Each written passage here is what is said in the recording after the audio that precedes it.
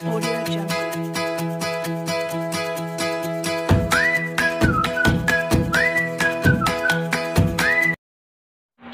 Assalamualaikum warahmatullahi wabarakatuh. Kami dari kelompok 1 ingin mempresentasikan sebuah makalah kami yang berjudul Masuknya dan Berkembangnya Islam di Nusantara. Yang pertama, saya akan menjelaskan tentang latar belakang peradaban dan agama Nusantara sebelum masuknya Islam.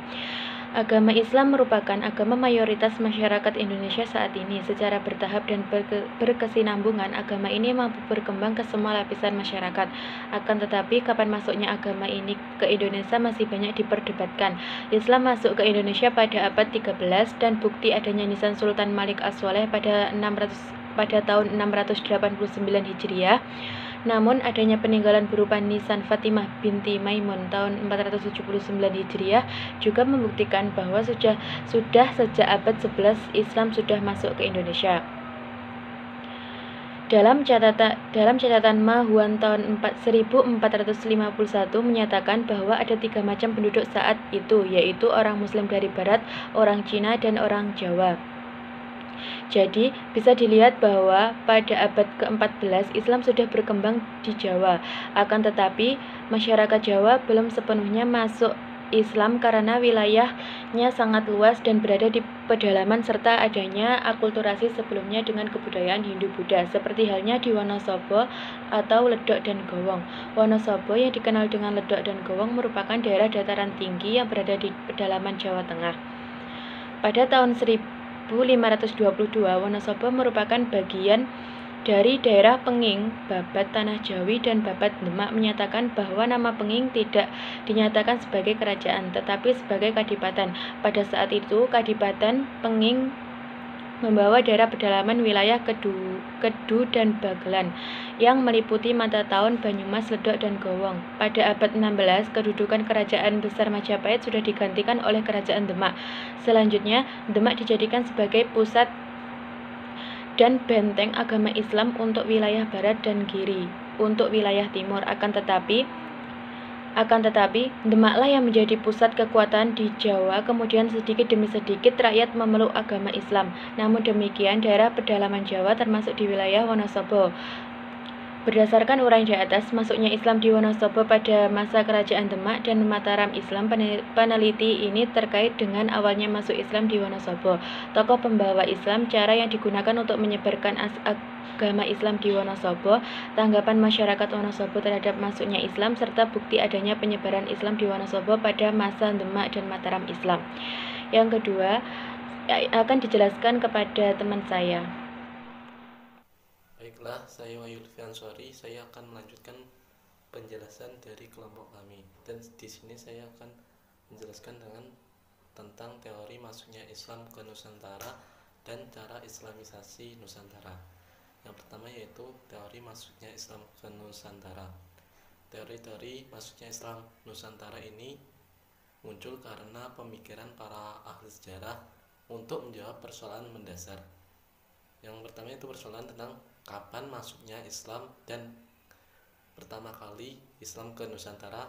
Yang kedua yaitu tentang bukti-bukti apa Islam masuk ke Nusantara. Jadi teori-teori ini muncul dari kedua persoalan tersebut. Dan di sini saya akan menjelaskan tentang 4 teori. Yang pertama yaitu teori Gujarat. Teori ini muncul karena Islam masuk ke Nusantara karena pengaruh dari orang-orang Gujarat, dan teori ini muncul pada abad ke-7 Hijriah atau ke abad 13 Masehi. Gujarat ini terletak di India bagian barat, berdekatan dengan Laut Arab. Dan pendukung teori ini yaitu Pijnebel, Snagghorgenje,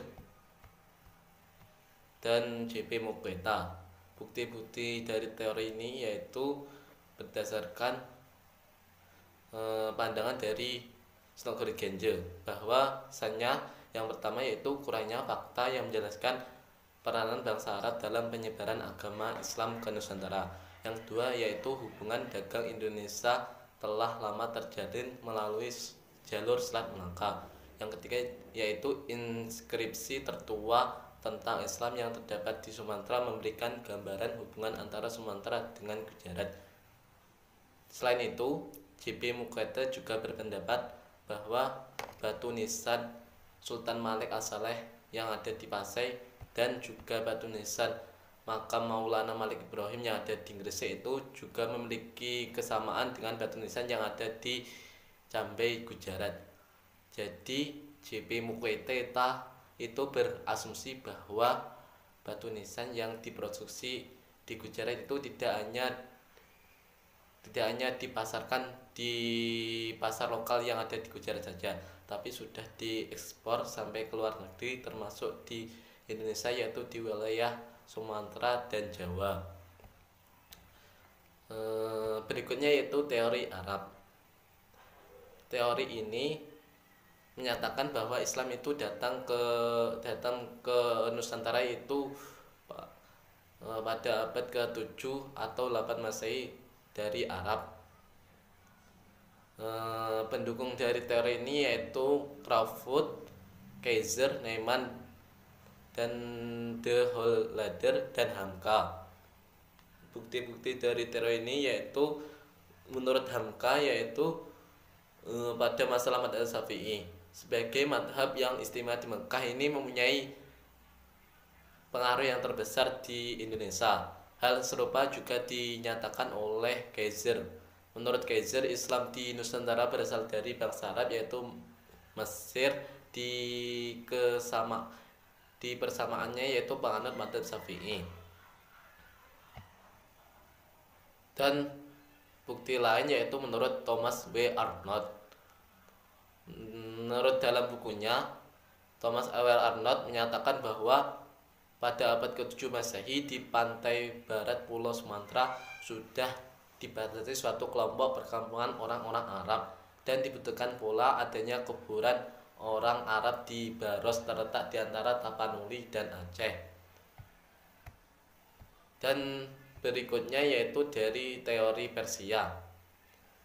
Teori Persia ini menyatakan bahwa Islam masuk ke Indonesia itu dari Persia pada abad ke-13. Dasar teori ini adalah persamaan kebudayaan antara budaya Persia dengan budaya masyarakat Islam di Nusantara. Dan pendukung dari teori ini yaitu P.A. Husein Jajadiningrat. Menurutnya Islam datang ke Nusantara dari Persia itu dari beberapa bukti. Yang pertama yaitu kesamaan dari beberapa budaya, dan persamaan beberapa budaya di antara lain sebagai berikut. Yang pertama yaitu peringatan Asyura atau 10 Muharram sebagai salah satu hari yang diperingati kaum Syiah. Jadi peringatan ini juga dilaksanakan di Indonesia selain di Persia. Yang kedua yaitu pengaruh Sufisme Persia. Jadi ajaran mistik yang ada di Indonesia itu ada yang dipengaruhi oleh Persia, seperti ajaran Manunggaling Kaula Gusti dari Syekh Siti Jenar yang dipengaruhi dan mempunyai kesamaan dengan ajaran Wadhat Al-Wujud dari Al-Halaj Persia. Yang berikutnya yaitu teori Cina. Teori Cina ini menyatakan bahwa Islam itu datang dari Cina itu pada abad ke-9 Masehi. Bukti-bukti bahwa Islam datang dari Cina yaitu adanya artefak, yaitu adanya unsur-unsur Cina dalam arsitektur masjid-masjid kuno yang ada di Jawa sebelum arsitektur Timur Tengah datang. Dan pendukung teori ini yaitu H.C. de Graaf. Menurutnya orang-orang Cina sangat berperan dalam pengembangan Islam di Nusantara. Dalam tulisannya, tokoh-tokoh besar seperti Sunan Ampel dalam bahasa Cina yaitu Bong Sui-ho, dan Raja Demak yaitu Raden Patah dalam bahasa Cinanya itu Jin Bun merupakan orang-orang keturunan Cina. Berikutnya yaitu cara Islamisasi Nusantara. Cara penyebaran agama Islam di Nusantara itu melewati beberapa jalur atau saluran, dan di sini saya akan menjelaskan 4 saluran. Yang pertama yaitu saluran perdagangan. Di saluran ini para pedagang Muslim selain berdagang juga menyebarkan agama Islam di pesisir pantai. Para pemimpin atau bupati yang berada atau memimpin di wilayah pesisir pun tertarik dan masuk ke dalam agama Islam, dan Islam pun berkembang karena di wilayah pesisir ini adalah pusat perdagangan. Jadi itu Islam bisa berkembang dengan cara perdagangan. Yang kedua yaitu saluran perkawinan. Di saluran ini para pedagang Muslim memiliki status ekonomi yang lebih baik daripada penduduk pribumi, sehingga banyak para pribumi yang tertarik pada saudagar Muslim, terutama putri-putri bangsawan. Sebelum dinikahi, para pribumi atau putri-putri bangsawan disyaratkan untuk masuk Islam dan kemudian dinikahi oleh saudagar Muslim. Dari perkawinan ini, lingkungan mereka semakin luas yang menghantarkan Islam semakin berkembang, yang akhirnya mendirikan suatu kampung-kampung, daerah-daerah, dan kerajaan Islam. Dan berikutnya itu saluran pendidikan. Di saluran ini dilakukan dengan pendidikan pondok pesantren. Jadi banyak para pribumi yang tertarik dengan sistem pendidikan ini, dan banyak yang memondokkan anaknya. Setelah keluar dari pondok tersebut, mereka masing-masing menyebarkan agama Islam ke daerah masing-masingnya. Yang terakhir yaitu saluran kesenian. Di saluran ini yang paling populer adalah kesenian wayang. Dan dikatakan bahwa Sunan Kalijogo adalah tokoh yang paling mahir dalam mementaskan wayang. Dalam mementaskan wayangnya, Sunan Kalijogo tidak meminta upah sekalipun, tetapi Sunan Kalijogo meminta penonton untuk mengucapkan kalimat syahadat. Sebagian besar dipetik oleh Sunan Kalijogo ini dari kisah cerita tersebut. Sunan Kalijogo cerita-cerita atau ajaran-ajaran Islami. Selain itu, selain wayang, ada juga penyebaran agama Islam, yaitu seperti sastra, hikayat, babat, seni bangunan dengan masjid-masjid itu, dan seni ukir. Mungkin sekian dari saya dan akan dilanjutkan oleh Saudari Fernanda.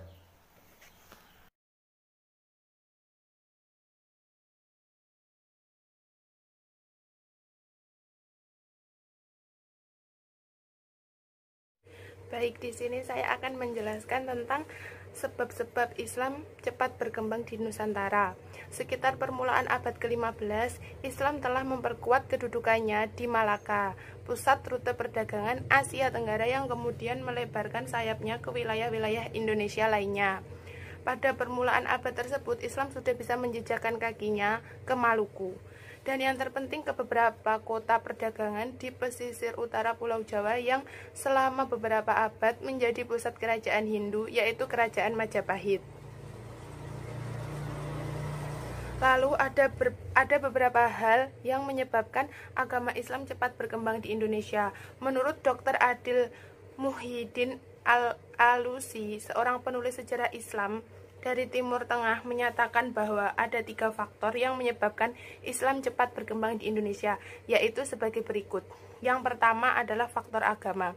Faktor agama yaitu akidah Islam itu sendiri dan dasar-dasarnya yang memerintahkan untuk menjunjung tinggi kepribadian dan meningkatkan harkat dan martabatnya, menghapuskan kekuasaan kelas rohaninya seperti Brahmana dalam sistem kasta yang diajarkan oleh Hindu. Dan yang kedua yaitu ada faktor politik. Faktor politik yang diwarnai oleh pertarungan dalam negeri antara negara-negara dan pengusaha-pengusaha Indonesia, serta oleh pertarungan negara-negara bagian itu dengan pemerintah pusatnya yang beragama Hindu. Hal tersebut mendorong para penguasa, para bangsawan, dan para pejabat di negara-negara bagian tersebut untuk menganut agama Islam yang dipandang mereka sebagai senjata ampuh untuk melawan dan menumbangkan kekuatan Hindu. Yang ketiga ada faktor ekonomi. Faktor ekonomis yang pertama diperankan oleh pedagang yang menggunakan jalan laut, baik antar kepulauan Indonesia sendiri maupun yang melampaui perairan Indonesia ke Cina, India, dan Teluk Arab atau Parsi yang merupakan pendukung utamanya. Ada beberapa faktor yang menyebabkan agama Islam dapat berkembang cepat di Nusantaranya. Di antaranya sebagai berikut. Ini merupakan contoh faktor lain. 1. Syarat untuk masuk agama Islam sangatlah mudah. Seseorang hanya butuh mengucapkan kalimat syahadat untuk bisa secara resmi menganut agama Islam. Yang kedua, agama Islam tidak mengenal sistem pembagian masyarakat berdasarkan kasta. Dalam ajaran Islam tidak dikenal adanya perbedaan golongan dalam masyarakat. Setiap anggota masyarakat mempunyai kedudukan yang sama sebagai hamba Allah Subhanahu wa taala. Ketiga, penyebaran agama Islam dilakukan dengan jalan yang relatif damai, tanpa melalui sedikitpun kekerasan. Dan yang keempat, sifat bangsa Indonesia yang ramah tamah memberi peluang untuk bergaul lebih erat dengan bangsa lain. Kelima, upacara-upacara keagamaan dalam Islam bisa dilakukan secara lebih sederhana. Sekian presentasi dari kelompok kami. Apabila teman-teman semua kurang paham dengan penjelasan video ini, kalian bisa membaca makalah yang telah kita unggah. Terima kasih. Wassalamualaikum warahmatullahi wabarakatuh.